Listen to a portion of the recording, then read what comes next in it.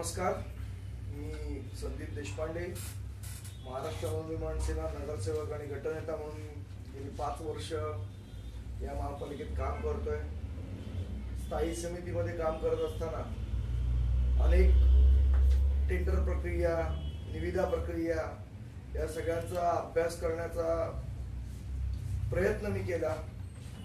अभ्यास करत असताना अनेक गोष्टी लक्षात आल्या की नेमका महानगरपालिकेतले जे गोष्टी चालतात, जे प्रस्ताव येतात, हे प्रस्ताव कशा प्रकारे बनवले जातात, कशा प्रकारे पास होतात, कशा प्रकारे त्याची निविदा प्रक्रिया राबवली जाते आणि निविदा प्रक्रिया राबवत असताना कशा कशा पद्धतीने भ्रष्टाचार होण्याची शक्यता आहे, होतो आणि तो कशा पद्धतीने रोखता येईल याचा एक अभ्यास करण्याचा प्रयत्न मी पूर्ण केलेला आहे.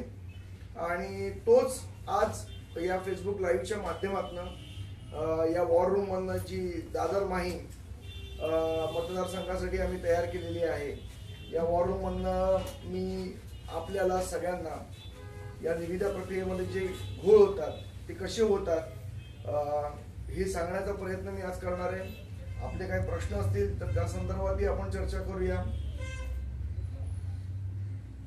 सुरुवातीपासून जर आपण बघितलं तर मुंबई महानगरपालिकेची निविदा प्रक्रिया ही पारदर्शक आहे का, हा सर्वात महत्त्वाचा प्रश्न निर्माण होतो. आणि ती जर पारदर्शक नसेल तर नेमकी काय कारण आहे. आज जर तुम्ही महापालिकेचा पूर्ण इतिहास बघितला, तो रस्त्याची कॉन्ट्रॅक्ट्स असतील किंवा अजून कुठली कॉन्ट्रॅक्ट्स असतील किंवा त्या संदर्भातली म्हणजे तुम्ही कुठलेही कॉन्ट्रॅक्ट म्हणा, हे कॉन्ट्रॅक्ट काही ठराविक लोकच घेताना आपल्याला वर्षानुवर्ष दिसतात. म्हणजे आज 20 ते 25 वर्ष शिवसेना आणि भाजपचं सरकार आहे. जसं त्यांचं सरकार 25 वर्ष आहे तसेच कॉन्ट्रॅक्टर सुद्धा 25 वर्ष. म्हणजे त्यांनी काम चांगलं करो किंवा वाईट करो, हेच कंत्राटदार येतात. मग हेच कंत्राटदार कशामुळे येतात, काय अशी नेमकी कारणं आहेत, याची उदाहरणासकट आणि पूर्ण निविदा प्रक्रिया मी आपल्याला आज समजावून सांगणार आहे. आज जर आपण समजा एक उदाहरण म्हणून घेतलं की शालेय वस्तू, आज महानगरपालिकेतल्या विद्यार्थ्यांना 27 वस्तू, शालेय वस्तू ह्या दिल्या जातात. त्यामध्ये मग कंपॉस बॉक्स असेल, पेन्सिल असेल, खोडरबर असेल, कलर बॉक्स असेल, वह्या असतील, पुस्तक दप्तर असतील, रेनकोट असतील, छत्र्या असतील, अशा पद्धतीच्या टोटल 27 वस्तू त्या मुलांना दिल्या जातात. जेव्हा सुरुवातीला हे जवळजवळ टेंडर 2 वर्षासाठी 200 कोटी रुपयाचं टेंडर असतं. 200 कोटी रुपयाचं. आज तुम्ही एक विचार करा, 200 कोटी रुपये आणि महानगरपालिकेच्या मुलांची पटसंख्या साधारण 5 लाख रुपये. म्हणजे आपण एका मुलामागे किती रुपये खर्च करतोय हे आपल्याला कळलं पाहिजे.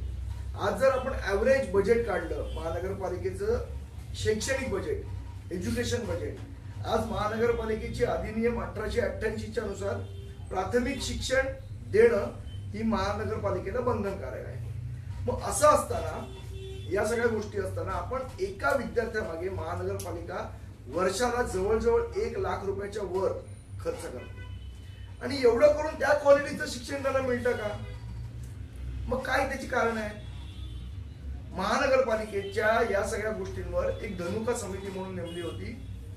महानगरपालिकेत माननीय उच्च न्यायालयाच्या आदेशानुसार ही जी धनुका समिती यांनी सांगितलं की बाबा शाळा चांगल्या असल्या पाहिजेत, मुलांना चांगले युनिफॉर्म मिळाले पाहिजे, त्यांच्याकडे सगळ्या वस्तू असल्या पाहिजेत तर मुलं शाळेत येतील. ही पटसंख्या वाढवण्याच्या दृष्टीने म्हणून नेमलेली समिती होती. त्यानुसार त्यांनी काही शिफारसी केल्या होत्या. आता या शिफारसी करताना त्यांनी एक ती शालेय वस्तूंची पण अट टाकली. पण नेमकं झालं काय? या वस्तू मुलांपर्यंत कधी पोहोचतात, काय पोहोचतात? आता या वस्तूंच्या टेंडर बद्दल आपण बोलत होतो. आज या वस्तूंची जेव्हा टेंडर निघतात, 200 कोटी रुपयाची टेंडर निघतात. आज जर तुम्ही बघितलं तर ही टेंडर गेल्या 10 वर्ष काही ठराविक 4 किंवा 5 कॉन्ट्रॅक्टर्सना ही टेंडर मिळतात, बाकीच्यांनाही मिळत असतात. मग जेव्हा मी म्हटलं की हे जेव्हा प्रस्ताव महानगरपालिकेत आला, स्थायी समितीमध्ये आला, आज कंपॉस बॉक्स आहे. आपण कंपॉस बॉक्स किती रुपयाला विकत घेतो? आपण सगळे आपल्या मुलांसाठी विकत घेत असू. त्याची रेंज 40 रुपयापासून 60-70 रुपयापर्यंत चालू होते. जी कंपॉस बॉक्स 50 ते 55 रुपयापर्यंत मिळायला पाहिजे रिटेलमध्ये. रिटेल मार्केटमध्ये मी तुम्हाला सांगतो. म्हणजे समजा तुम्ही आज मी दादरमध्ये राहतो म्हणून मी उदाहरण देतो. दादरमध्ये राहत असताना मी जर आयडल बुक डेपोमध्ये गेलो आणि मला जर 55 रुपयाला एक कंपास बॉक्स मला घ्यायची असेल तर ती 55 रुपयाला मिळते. मग या तर महानगरपालिका 5 लाख कंपास बॉक्स टोटल आपण विकत घेतो. मग ते होलसेल भावात स्वस्त पडायला नको का? पण गंमत अशी आहे की जी रिटेल भावामध्ये मला 55 रुपयाला कंपास बॉक्स मध्ये मिळते, म्हणजे अगदी ब्रँडेड तुम्ही पकडा, कॅमलिन पकडा किंवा कॅसनची पकडा किंवा अजून कुठलेही ब्रँड पकडा, ही 55 रुपयाच्या आसपास मिळायला पाहिजे. तीच कंपास बॉक्स महानगरपालिका 65 रुपयाला विकत घेते. म्हणजे रिटेल प्राइस पेक्षाही जास्त किमतीने आम्ही विकत घेतो. ह्याचं कारण काय? वया. आज स्कॉलरची असेल, लेखकची असेल, कॅमलिनची असेल, या ज्या वया आहेत या वयांची किंमत जर आपल्याकडे 20 ते 25 रुपये असेल, तीच वही आम्ही 30 ते 35 रुपयाला विकत घेतो. मग याची नेमकी कारण काय? काय या वस्तू महानगरपालिका विकत घेते? टेंडर प्रोसेस जर तुम्ही म्हणाल तर प्रथमदर्शनी तुम्हाला दिसेल की ऑनलाईन टेंडर मिळतं. मग नेमका घोळ कुठे येतो?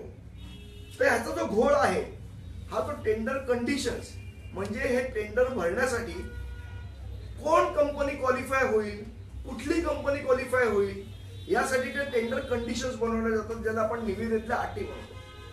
आता उदाहरण द्यायचं झालं तर मी तुम्हाला वह्यांचं उदाहरण देतो. आज आपण सगळ्या ज्या वह्या विकत घेतो, ज्याला आपण समजा आपण म्हणतो 100 पानी वही हा आपल्याकडे परवडीचा शब्द की आम्हाला 100 पानी वही पाहिजे, पण ती 100 पानीची वही असते ती नेमकी 96 पानी असते मार्केटमध्ये. आज कुठेही तुम्ही गेलात तरी याचं कारण काय? तिची मशीन असते. आज सगळ्या ज्या वह्या बनवणाऱ्या कंपन्या आहेत यांच्याकडे ज्या मशीन्स आहेत ह्या 96 पानी वही बनवण्याच्या दृष्टीनेच बनवल्या गेलेल्या मशीन आहेत. म्हणजे अख्ख्या बाजारात 96 पानी वहीच मिळते. मग महानगरपालिकेला 100 पानीच वही पाहिजे, नंतर ते निविदा तुम्ही भरू शकत नाही. म्हणजे ज्या मोठ्या मोठ्या कंपन्यांकडे ज्या मशीन्स आहेत त्या मशीन मध्ये या वह्या बनवू शकत नाहीत. मग कोणतरी XYZ असा कॉन्ट्रॅक्टर आहे ज्याच्याकडे ती मशीन आहे की तो 100 पानी वही बनवू शकतो, त्यालाच कंत्राट मिळतं आणि तो 20 रुपयाची वही महानगरपालिकेला 30 रुपयाला मिळते.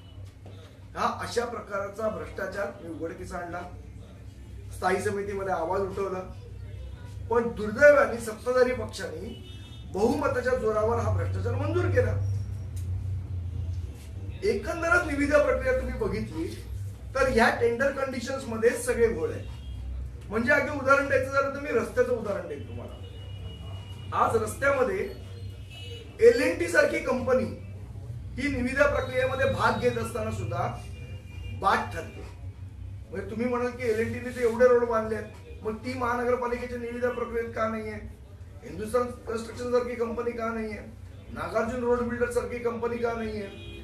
या कंपन्या मुळात क्वालिफाय होऊ नये आणि जे एक मारवाडी कंत्राटदारांची जी एक लॉबी आहे या लॉबीलाच काम मिळावं या दृष्टीने महानगरपालिकेतले अधिकारी आणि सत्ताधारी हे दोघेही काम करतात. आता कसं काम करतात मी उदाहरण सांगतो तुम्हाला. आता मुंबईमध्ये समजा सिमेंट कॉन्क्रीटचे रोड बनवायचे, एक माहिती म्हणून तुम्हाला सांगतो, सिमेंट कॉन्क्रीटचे रोड हे फक्त महानगरपालिका क्षेत्रातच बनवले जातात. आज जर आपण आपले हायवे बघितले तर मुंबई पुणे एक्सप्रेस हायवे सोडून कुठलाही हायवे हा अस्फाल्ट म्हणजे डांबरीकरणाने बनवलेला आहे, तिथे कुठेही सिमेंटचे रोड नाही, सीसीचे रोड नाही.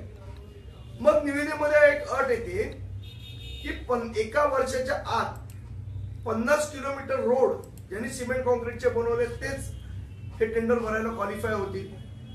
मग होतं असं की L&T सारख्या कंपन्यांनी भले हजारो किलोमीटरचे रोड बांधले असतील पण ते डांबरात बांधले, त्यामुळे ते सिमेंटचे रोड बनवायला क्वालिफाय होत नाही. आणि मग त्याचा परिणाम काय होतो? मोठ्या कंपन्या, कॉर्पोरेट कंपन्या ज्या खरोखर चांगल्या पद्धतीचं काम करू शकतात ते महानगरपालिकेत येत नाही. मग वर्षानुवर्ष तेच कॉन्ट्रॅक्टर, तोच घोळ, तीच रस्त्याची दुरावस्था, तीच सगळ्याची चोरी. आज एवढा मोठा रस्ते घोटाळा बाहेर आला, महानगरपालिकेचे वरिष्ठ इंजिनियर जेलमध्ये गेले, पण हे जे टेंडर बनवणार आहेत, हे निविदा प्रक्रिया राबवणार आहेत, हे निविदा बनवणारे जे लोक आहेत हे बाहेरच राहिले, हे कुठे आत गेले? आणि जे कंत्राटदार ज्यांनी हा सगळा घोळ घातला यातला एकही कंत्राटदार अजूनपर्यंत जेलमध्ये गेला नाहीये. मग या सगळ्यांना वाचवण्याचं काम नेमकं कोण करत आहे? आणि जर कोण करत असेल तर याला राज्य सरकार जबाबदार नाही, याला महानगरपालिकेतला सत्ताधारी पक्ष जबाबदार नाही. पण याची उत्तरच द्यायची नाहीये या लोकांना. फक्त आपापसात भांडत बसायचं की पारदर्शी कारभार हवा, पारदर्शी कारभार हवा. पण पारदर्शी कारभार देण्यासाठी नेमकं काय करायला हवं या गोष्टी हे लोक बोलणार की नाही. आज आपापसात भांडायचं, लोकांचं लक्ष विचलित करायचं, पण मुंबईच्या विकासासाठी नेमकं काय करणार आहे याच्याबद्दल कोणच बोलत नाहीये. आज महानगरपालिकेची परिस्थिती अशी, आज 51,000 कोटी रुपयांची एफडीज आहेत महानगरपालिकेकडे. 37,500 कोटीचा बजेट आहे. म्हणजे पैसे हा प्रॉब्लेम आहे काय बनवायला? तर अजिबात नाही. सगळ्यासाठी खूप पैसे आहेत, मग वस्तू बनत का नाहीये? याचं कारण असं आहे की आज आपल्याला नेमकी शहराची गरज काय या गोष्टीचा आपण विचारच नाही करत. कुठल्या तरी राजकारणाच्या मनात जे येतं हे मुंबईच्या विकासाचं विजन असू शकत नाही ना. मुंबईच्या विकासाचं विजन हे त्या मुंबई शहराची गरज काय आहे ह्याच्यावर ठरलं पाहिजे. त्यामुळे मला असं वाटतं की जोपर्यंत टेंडर प्रक्रिया याच्यामध्ये आमूलाग्र बदल, आता मी उदाहरण सांगतो लिफ्टचं. ज्या महानगरपालिकेतल्या लिफ्ट बसवल्या असतात किंवा हॉस्पिटलमध्ये ज्या लिफ्ट लागतात त्याच्यामध्येही टेंडर बनवताना यांनी अशा अटी टाकल्या की या 5 कंपन्यात लिफ्ट, या 5 कंपन्यांमध्येच कॉम्पिटिशन होईल. का 6वी कंपनी काय येऊ शकत नाही? याचं उत्तर नाही. त्यामुळे ह्या ज्या प्रक्रिया सगळ्या राबवल्या जातात, या ज्या सगळ्या प्रक्रिया राबवल्या जातात यामध्ये कुठेही भारत, आणि प्रत्येक वेळेला अटी वेगवेगळ्या तयार होतात. याची कारण की म्हणजे एक तुम्हाला मी उदाहरण सांगू का?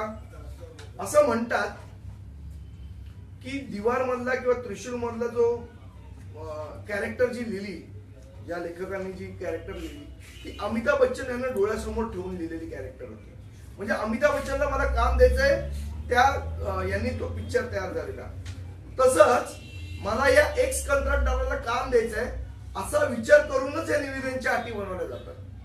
आणि मग बाकीचे आज आमच्या महाराष्ट्रातली जी मराठी तरुण आहेत, जे मराठी उद्योजक आहेत, जे मराठी माणसं आहेत, ही का नाही महानगरपालिकेत कधी काम घेऊ शकत?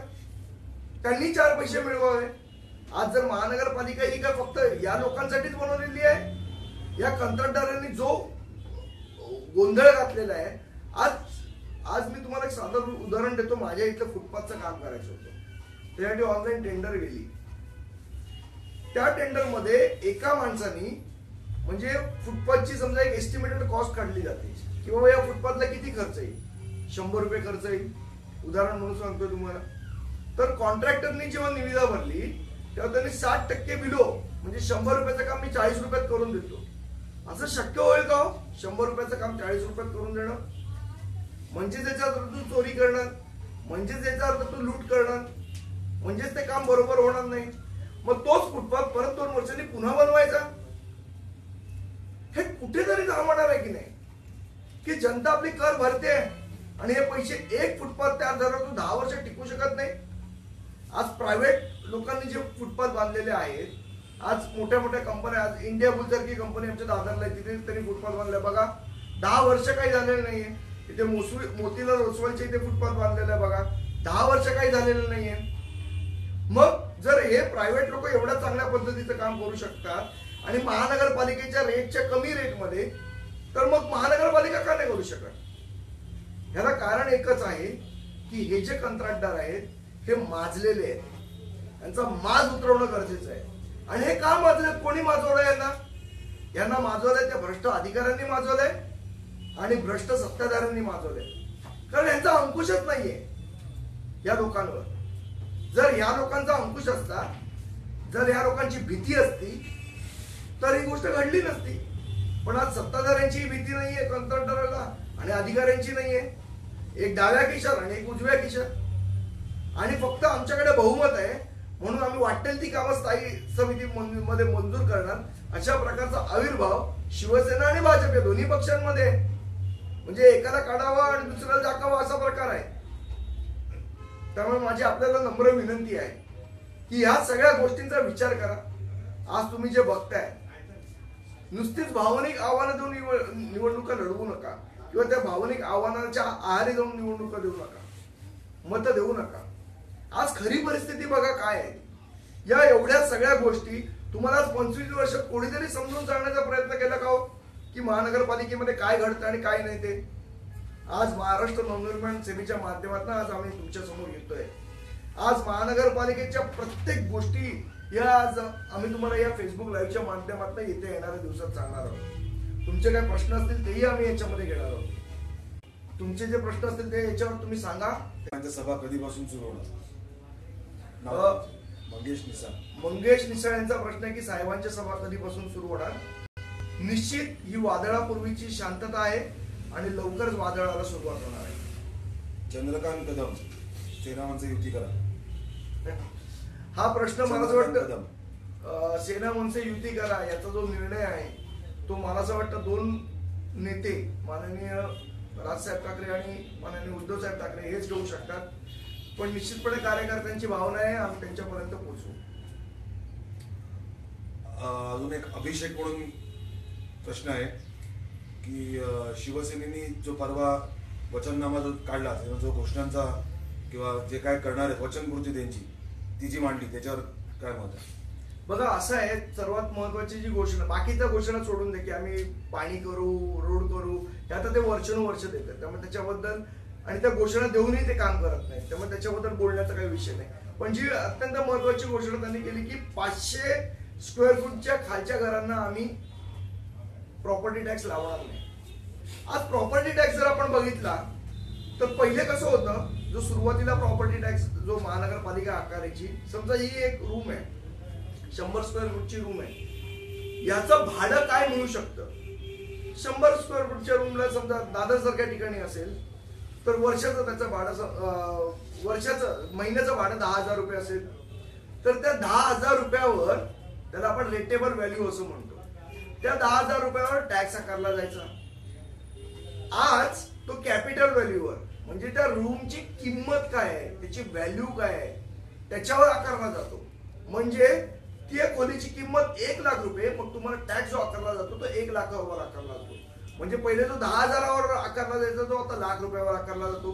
म्हणजे ऑलरेडी हे प्रॉपर्टी टॅक्स वाढवण्याचं काम हे जे एवढ्या वर्षात केलेलं आहे शिवसेना आणि भाजपने केलेलं आहे. मग आज ही नाटकं कशाला की 500 रुपयाच्या खालीचा आम्ही टॅक्स कमी करू. मग जेव्हा हा वाढवायचा होता तेव्हाच का नाही तुम्ही विरोध केला, तेव्हा विरोधी पक्षाने विरोध करून पण तुम्ही ते घोडं पुढे दामटवलं. त्यामुळे माझा एक आणि दुसरी महत्वाची गोष्ट, जर हा टॅक्स कमी करायचा असेल किंवा काढून टाकायचा असेल ह्याला राज्य सरकारची परवानगी असणार आणि राज्य सरकार तुम्हाला एवढ्या ब्लाइंडली परवानगी देणार नाही, कारण तो विधानसभेत कायदा मंजूर व्हावा लागेल. त्यामुळे या सगळ्या जरदरच्या गोष्टी आहेत. निवडणूक आल्यावर तुम्हाला आठवण केली, गेल्या 2 वर्ष तुम्हाला काय नाही वाटलं की आमचा प्रॉपर्टी टॅक्स कमी करावा, उलट तो वाढावा 8% दरवर्षी, असं प्रपोजल तुम्ही स्थायी समितीमध्ये मंजूर केलं आणि आता ही नाटकं कसली.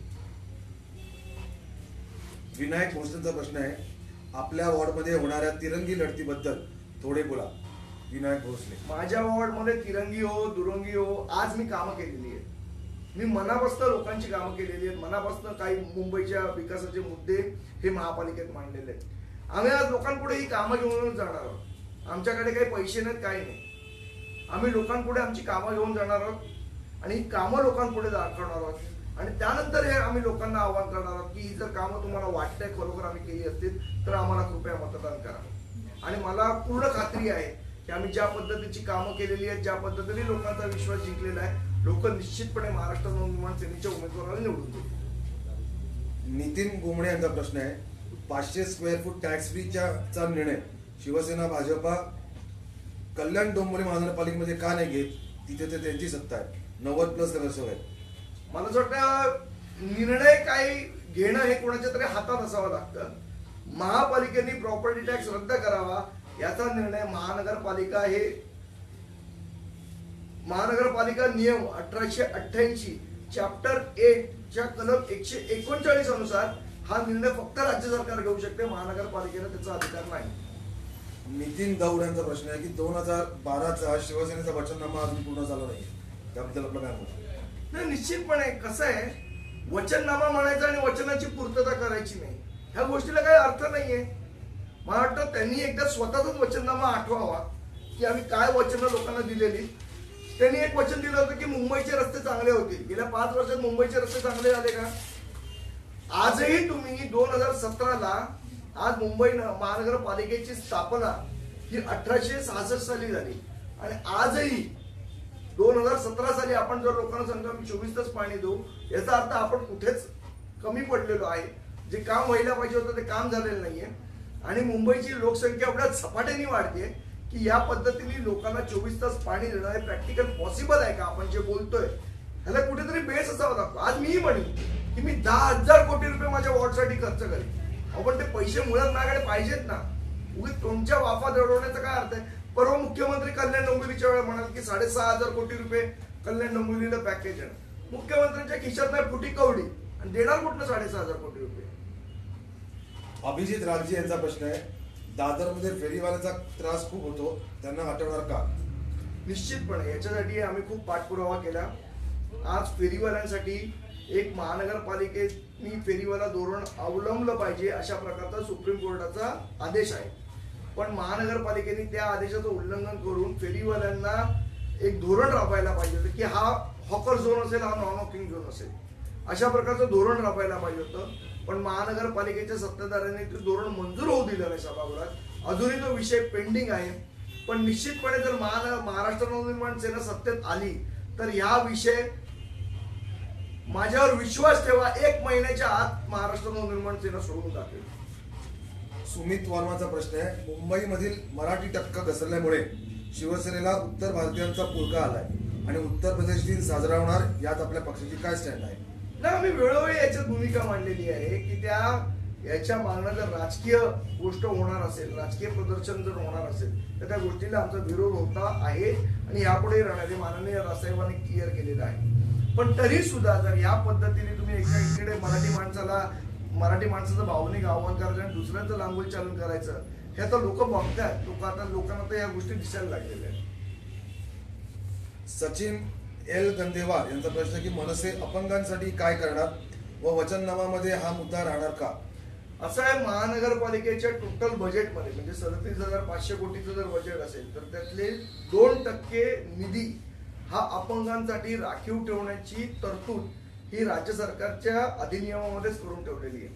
त्यामुळे 37,000 कोटीपैकी 2% म्हणजे एक मोठी 1,000-1,500 कोटीची अमाऊंट होते, जी अमाऊंट अपंगांसाठी राखीव ठेवलेली आहे. त्याच्यामध्ये मग अपंगांसाठी फुटपाथवरनं जाण्यासाठी रॅम्प बनवणं असेल किंवा त्यांना त्यांच्यासाठी स्पेशल टॉयलेट्स बनवणं असेल, या सगळ्या गोष्टी या अपंगांसाठी करणं महापालिकेला बंधनकारक आहे, जे इतक्या वर्षात झाला नाही. त्याचं इम्प्लिमेंटेशन महाराष्ट्र नवनिर्माण सेना नक्की करेल. सौरभ नानकर यांचा प्रश्न आहे, संजू दादा तुम्ही महापालिकेच्या कारभारात पारदर्शकता आणू शकता, हे तुम्ही कसं कराल? आता मी तुम्हाला जे एक्सप्लेन केलं की आज या टेंडर प्रक्रिया आहे, आमचं म्हणणं आहे की सर्वांनी टेंडरमध्ये पार्टिसिपेट व्हायला पाहिजे, सर्वांना समान चान्स मिळाला पाहिजे. आज असं आहे, आपण जेव्हा म्हणतो की विकास झाला पाहिजे म्हणजे नेमकं काय झालं पाहिजे?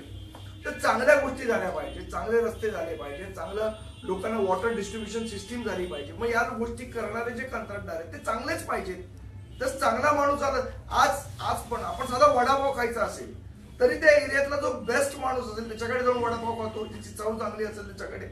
मग महानगरपालिकेचं काम हे जेवढे लोक अवेलेबल आहेत त्यातला बेस्ट कंपनीला मिळालं पाहिजे. मग त्या दृष्टीने काय कंडिशन असल्या पाहिजेत, त्याचे काय निकष असले पाहिजेत, या संपूर्ण गोष्टीचा अभ्यास मी तुम्हाला आता सांगितला. त्या पद्धतीच्या कंडिशन तयार करू जेणेकरून जो बेस्ट असेल तोच महानगरपालिकेचं काम करेल. अनिरुद्ध जोशी यांचा प्रश्न आहे, मराठी शिवसैनिक आहेत, लोकसभा, विधानसभा आणि नगरपालिका या सर्व ठिकाणची कामगिरी पाहता मनसे लोकांचा विश्वास जिंकायला कमी पडते आहे असं वाटत नाही का? आणि याचं कारण काय असावं, यावर तुम्ही पक्ष कसं काम करणार? असं आहे की लोकसभा, विधानसभा याच्यामध्ये जरी जो अपेक्षित परफॉर्मन्स होता महाराष्ट्रामध्ये तो मिळाला नाही. पण हे सर्व राजकीय पक्षांच्या बाबतीत घडलेलं आहे, का एकट्या मंत्रीच्या बाबतीत घडलेलं नाहीये. आज काँग्रेसमध्ये ते झालेलं आहे. याच्या आधी भारतीय जनता पक्ष विसरली असेल पण 1989 साली त्यांचे फक्त 2 खासदार होते. मागच्या वेळेला 2012 मध्ये भारतीय जनता पक्षाचे फक्त 32 नगरसेवक होते, महाराष्ट्र नवनिर्माण सेनेचे 28 नगरसेवक होते. त्यामुळे हा चढ उतार होत राहतो. पण आमचं लोकांमध्ये जाणं व्यवस्थित चालू आहे. लोकांचा कुठेतरी विश्वास कमी झाला असेल तर तो कशा पद्धतीने वाढवावा याच्यासाठी आमचं काम चालू आहे. आणि प्रामाणिकपणे आम्ही लोकांची सेवा करतोय. कुठल्याही भावाने गावणार नाही. फक्त विकासाच्या उद्देशाने, भ्रष्टाचार मुक्त महापालिका या उद्देशानेच आम्ही काम करतोय. सुशांत सानेंचा प्रश्न आहे, पारदर्शकताचा मुद्दा मांडणारी बीजेपी खोटेपणा करते असं आपल्याला वाटतं का? निश्चितपणे. मला एक सांगा, आज तुम्हाला मी एक उदाहरण म्हणून देतो.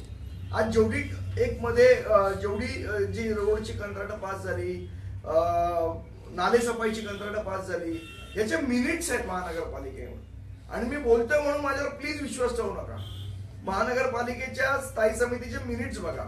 मिनिट्स म्हणजे कोणी विरोधाला पाठिंबा दिला, कोणी विरोध केला, सगळं त्या मिनिट्स मध्ये येतं. त्या मिनिट्स मध्ये भारतीय जनता पक्षाने शिवसेनेच्या बरोबर या लोकांना पाठिंबा दिलेला आहे ना. मग आज तुम्हाला कुठली पारदर्शकता आठवली, पण तेव्हा का नाही आठवली? 2 वर्ष तुम्हाला फक्त पारदर्शकता आठवते. म्हणजे जेव्हा टेंडर मंजूर करायचं असतं तेव्हा मांडीला मांडी लावून बसता, जेव्हा निवडणूक लढवायची असते तेव्हा पाठीला पाठ लावून बसता. ही भारतीय जनता पक्ष आणि शिवसेनेची खेळी आहे. लोकांना भावनिक करायचं, आपल्याकडेच लक्ष वेधवायचं आणि मूळ जे मुंबईकरांचे प्रश्न आहेत त्याच्याबद्दल बोलायचंच नाही. प्रदीप दंगाडे यांचा प्रश्न आहे, तुम्ही जसं बोलताय तसं करून दाखवणार का? निश्चितपणे. गेल्या 5 वर्षात प्रदीपजी मला एक सांगा, गेल्या 5 वर्षात जे भ्रष्टाचाराचे मुद्दे निघाले, जे मुद्दे निघाले, ज्या गोष्टी महानगरपालिकेच्या बाहेर काढल्या, जी गोष्ट विकासाची असेल, आज दादरमध्ये येऊन बघा आम्ही काय पद्धतीने आमच्या सर्व नगरसेवकांनी काम केलेलं आहे. आज मला एक सांगा की एवढं सगळं काम 5 वर्षामध्ये याच्या आधी कधी घडलं होतं? 5 वर्षामध्ये विरोधी पक्ष म्हणून महाराष्ट्र नवनिर्माण सेना भले संख्येत नसेल, भले संख्येमध्ये मोठा काँग्रेस पक्ष असेल, पण विरोधी पक्ष म्हणून महाराष्ट्र नवनिर्माण सेनेने आवाज उचललेला तुम्ही टीव्हीवर बघितलात की नाही? तुम्ही वर्तमानपत्रात वाचलाय की नाही? अगदी मनावर हात ठेवून सांगा. पण जर आम्ही हे 5 वर्षात करू शकतो तर पूर्ण सत्ता मिळाली तर निश्चितपणे आम्ही जे बोलतो ते करून नाही का दाखवणार. अभिजित राजे यांचा परत प्रश्न आहे, रानाडे रोडवर डबल पार्किंगचा त्रास होतो, तो कधी कमी होणार? निश्चितपणे तो कमी करायचा प्रयत्न चालू आहे. असा आहे अभिजित विषय की या सगळ्याला एक यंत्रणा असते.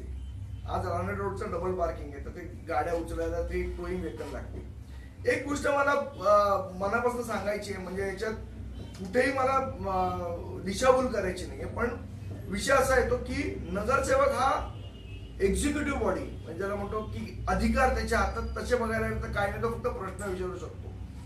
मला असं वाटतं की या ज्या 2 गोष्टी आहेत ज्या आपण ट्रॅफिकच्या बद्दल बोलतो, आज ट्रॅफिकची समस्या फक्त रानाडे रोड नाही तर टिळक ब्रिज आणि या सगळीकडे आहे. ट्रॅफिक डिपार्टमेंट जे राज्य सरकारच्या अखत्यारीत आहे त्यांचा आणि महापालिकेचा समन्वय असला पाहिजे.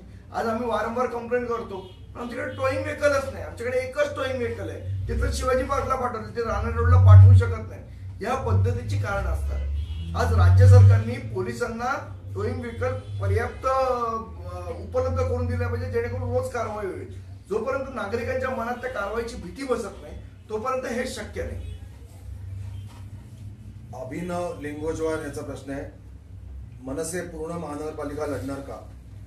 निश्चितपणे माननीय राजसाहेबांनी सांगितलेलं आहे की 227 जागा आम्ही लढवणार, तर निश्चितपणे लढवणार. किरण काटे यांचा प्रश्न आहे, मनसे आणि शिवसेना एकत्र येऊन महापालिका लढवायला पाहिजे, तुमचं काय मत? नाही, निश्चितपणे जर याच्या संदर्भात जो निर्णय असेल तो माननीय राजसाहेब आणि शिवसेना पक्ष नेते घेतील, याच्यामध्ये माझं मत असण्याचा काही विषय नाही.